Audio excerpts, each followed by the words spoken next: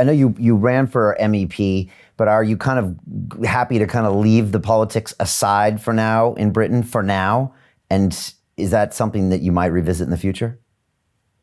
Yeah, I mean, we're running for MEP. Yeah, I mean, um, that was that was something which was quite fun at the time.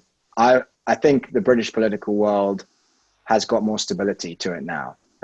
You really had kind of the last lap of victory could be done when we left the European Union on the 31st of January. And that debate was settled when the Tories won the election in December.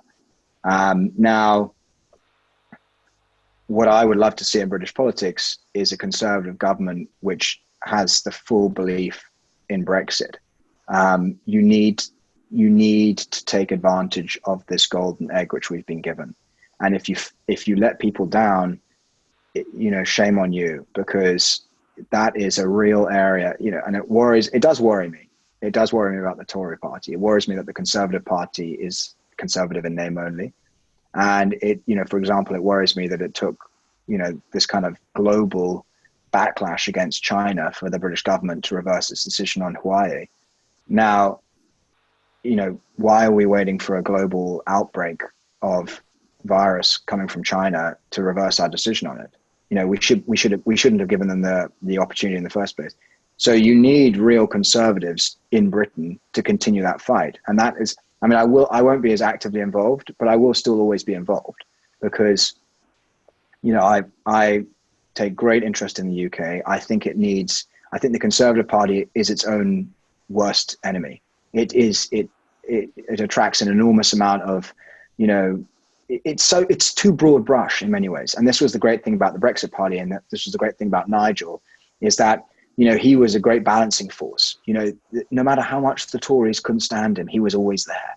And as a result, you always had this great balancing force on the right of the Conservative Party to provide that voice for those millions of people who felt that the Conservative Party didn't represent them.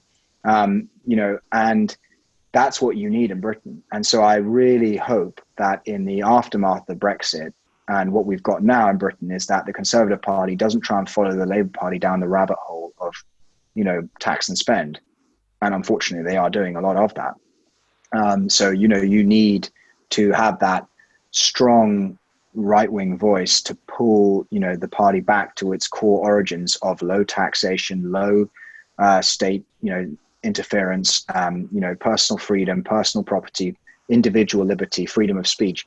You need to have those core tenets of the Conservative Party constantly hammered onto the door of the Conservative Party, because otherwise they tend to forget it and they tend to try and follow the Labour Party down the much easier, the kind of wide, soft path, as the Bible says, of, on the road to destruction, on the road to socialism.